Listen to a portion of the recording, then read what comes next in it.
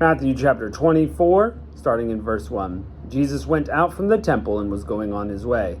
His disciples came to show him the buildings of the temple. But he answered and said, "You see all these things, don't you? Most certainly, I tell you, there will not be one left here, one stone on another, that will not be thrown down." As he sat on the Mount of Olives, the disciples came to him privately, saying, "Tell us when these things will be. What is the sign of your coming and of the end of the age?"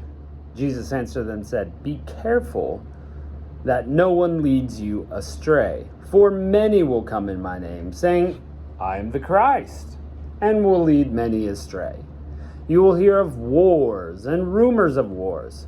See that you aren't troubled, for all this must happen, but the end is not yet. For nation will rise against nation, and kingdom against kingdom, and there will be famines, plagues, and earthquakes in various places. But all these things are the beginning of birth pains. Then they will deliver you up to oppression, and will kill you, and you will be hated by all the nations for my name's sake. Then many will stumble and will deliver one another up, and will hate one another. Many false prophets will rise and lead many astray. Because iniquity will be multiplied, the love of many will grow cold. But he who endures to the end will be saved. This is the good news of the kingdom, and it will be preached in the whole world for a testimony to all nations, and then the end will come. When therefore you see the abomination of desolation, which was spoken of through Daniel the prophet, standing in the holy place, let the reader understand. Then let those who are in Judea flee to the mountains. Let him who is on the housetop not go down to take out the things that are in his house. Let him who is in the field not return back to get his clothes. But woe to those who are with child and to nursing mothers in those days. Pray that your flight will not be in the winter, nor on the Sabbath. For then there will be great suffering, such has not been from the beginning of the world until now, no, nor will ever be. Unless those days had been shortened, no flesh would be saved. But for the sake of the chosen ones, those days will be shortened. Then, if any man tells you, 'Behold, here is the Christ,' or 'There,' don't believe it. For false Christs and false prophets will arise, and they will show great signs and wonders, and lead many astray, if possible, even the chosen ones. Behold, I have told you beforehand. If therefore they tell you, 'Behold, he's in the wilderness,' don't go out. Or, 'Behold, he's in the inner rooms,' don't believe it. For as lightning flashes from the east, and is seen even to the west, so will the coming of the Son of Man be. Wherever the carcass is, there the vultures will gather.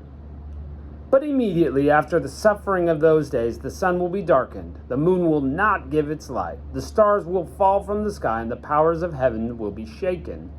And then the sign of the Son of Man will appear in the sky. And all the tribes of the earth will mourn, and they will see the Son of Man coming on the clouds of the sky with power and great glory. He will send out his angels with a great sound of the trumpet, and they will gather together his chosen ones from the four winds, from one end of the sky to the other. Now from the fig tree learn this parable. When its branch has now become tender and produces its leaves, you know that summer is near.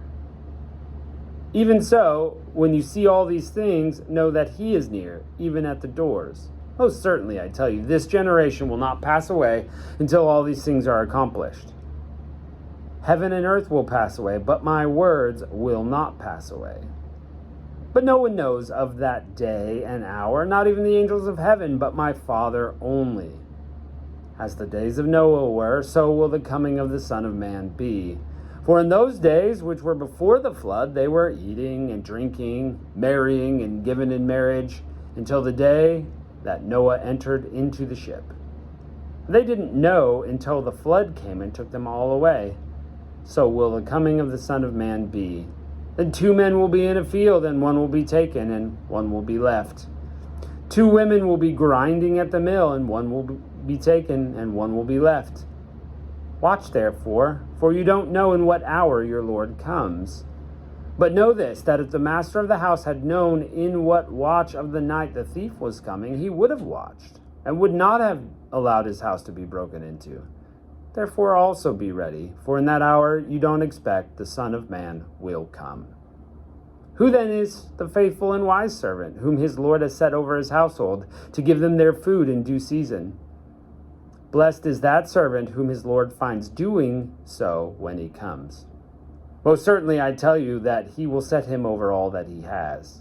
But if that evil servant should say in his heart, My Lord is delayed in his coming, and begins to beat his fellow servants and eat and drink with drunkards, the Lord of that servant will come in a day he doesn't expect, and in an hour he doesn't know, and will cut him into pieces and appoint his portion with the hypocrites. That is where the weeping and grinding of teeth will be.